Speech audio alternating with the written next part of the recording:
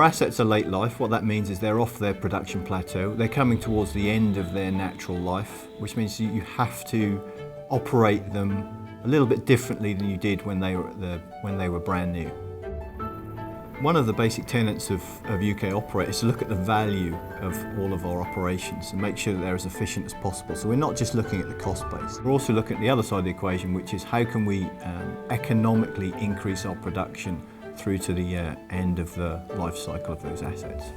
It means that we have to keep a close eye on our expenditure, and we also need to maintain the platform in a good working order to ensure that the platform is still safe to operate until the end.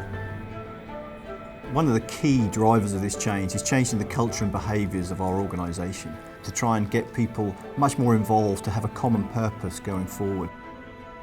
When I was offshore, I would walk around the platform and walk past pieces of kit. It was in rental and I would never challenge it. And now the guys are challenging pieces of kit lying about the platform. Is it rental? Is it rental? Is it getting used? If it's not getting used, come and get rid of it, get it off hire. You have to think of it as your own money and how you tighten the purse strings and how much cost savings that you can bring. Before we would have rented equipment for quite a significant length of time. Now we're looking to challenge the cost of rentals against how much the equipment actually costs to procure.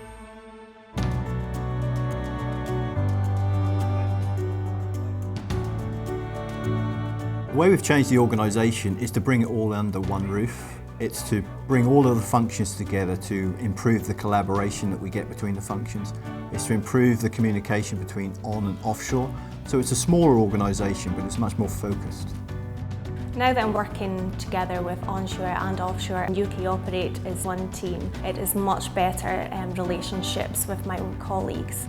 Offshore has now been given the empowerment to carry out the initial risk assessments for any abnormal running conditions or any deferral of safety critical work scopes. The benefits are that we'll increase uptime of the units.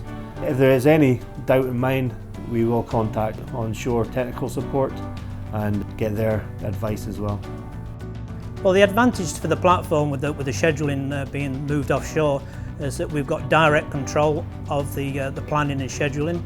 As where prior to that, we had to liaise with onshore in the office, and sometimes things got lost in dialogue between the offshore and onshore.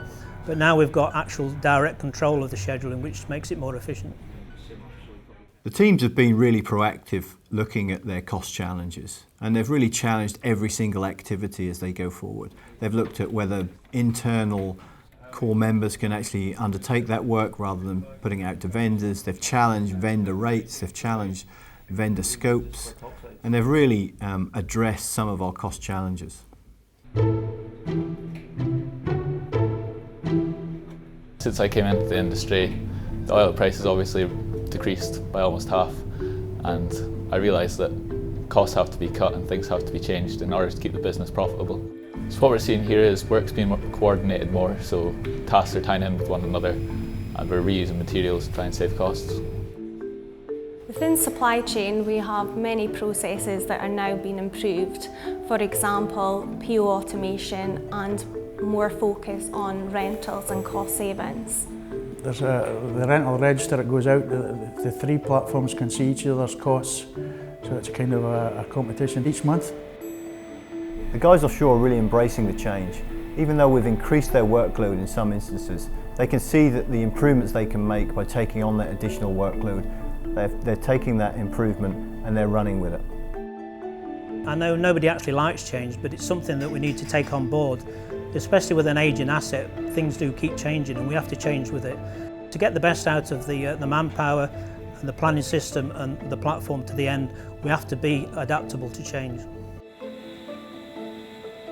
We're really focused on our fit for purpose. Before we used to change the equipment out for new. This is obviously a heavy cost involved. Now we're doing critical risk assessment to ensure that it's fit for purpose while maintaining the integrity of the plant. One thing that won't change is our commitment to safety and the safe operations of our platforms, and I'm committed that we will continue to do that into 2016.